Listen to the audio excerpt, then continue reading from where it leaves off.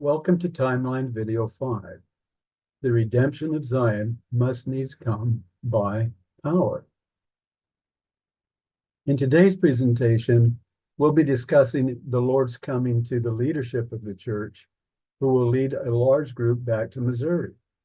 Of the timing of this event, Orson Pratt said, "Well then, to return to prophesying, when the time shall come that the Lord shall waste away this nation," there's your sign, "he will give commandment that this people return and possess their own inheritance, which they purchased some 44 years ago in the state of Missouri." But is it true that the Lord himself will come to the saints in the Rocky Mountains at this time? The prophet Joseph Smith said, "This people will go to the Rocky Mountains. They will there build temples to the Most High. They will raise up a posterity there, and the latter-day saints who dwell in these mountains will stand in the flesh until the coming of the Son of Man. The Son of Man will come to them while in the Rocky Mountains." And to explain this further, we go to D&C section 103 and read. In verse 15, the Lord tells us that the redemption of Zion must needs come by power, which of course means that the Lord will bring it about by his power. And in verse 16 we read, "Therefore I will raise up unto my people a man who shall lead them like as Moses led the children of Israel."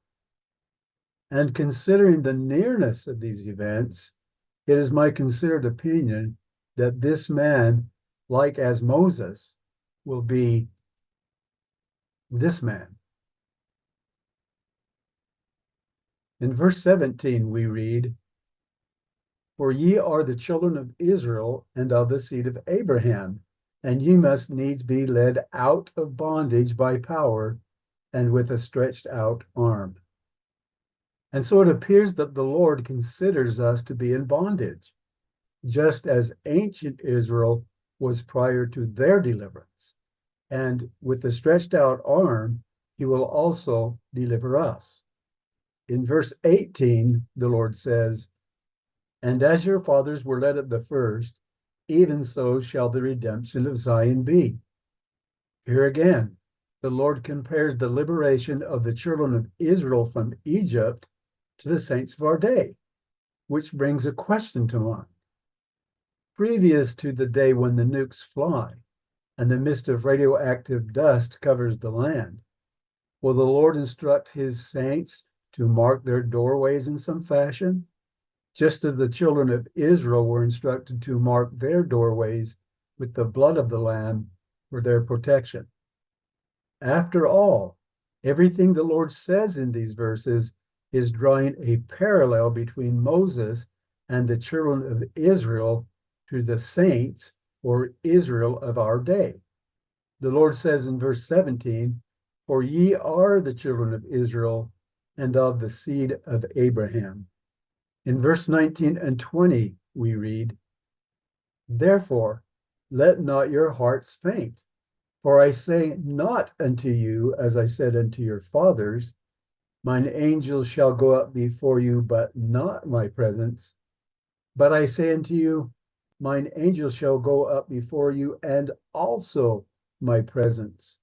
And in time ye shall possess the goodly land." But what about the rest of us? What about the numerous Latter-day Saints who will not trek back to Missouri and are scattered all around the globe? What of them? The Lord addressed this question while on the Mount with his disciples 2,000 years ago. From Joseph Smith Matthew, we read, "Then shall appear the sign of the Son of Man in heaven, and then shall all the tribes of the earth mourn, and they shall see the Son of Man coming in the clouds of heaven with power and great glory." But before the Lord appears, he will gather the rest of his elect.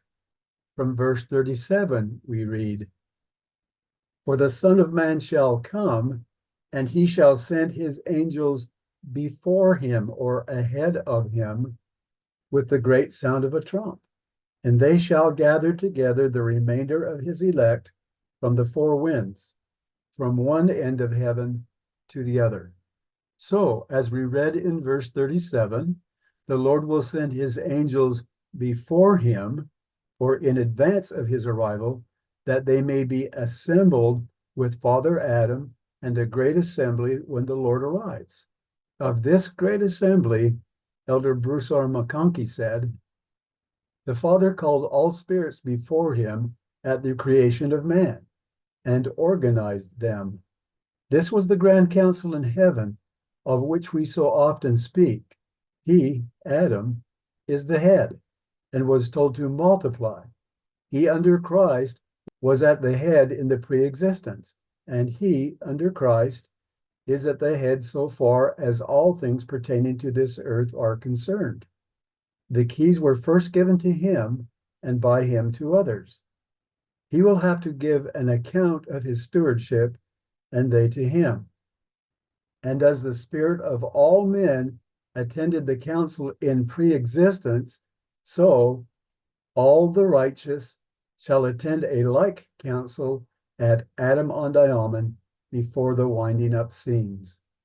And so we see that this string of events will eventually involve all the righteous, including you and me, provided that we are living up to our covenants.